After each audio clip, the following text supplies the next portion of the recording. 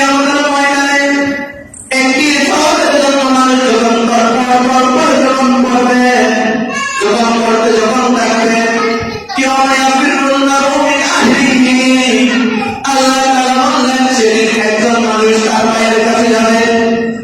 সেদিন ভাইয়ের কাছে যাওয়ার কারণে তার ভাইকে বলবে, ভাই আপনি আমার ভাই ছিলেন দুনিয়াতে, আপনি না খেয়ে আমাকে খাওয়াইছেন, কেউ যদি আমার উপরে আক্রমণ করে আপনি তার বিপক্ষে আপনি দাঁড়িয়েছেন, আপনি হচ্ছেন আমার ভাই, আমার মার পেটের ভাই, রক্তের সম্পর্ক ভাই।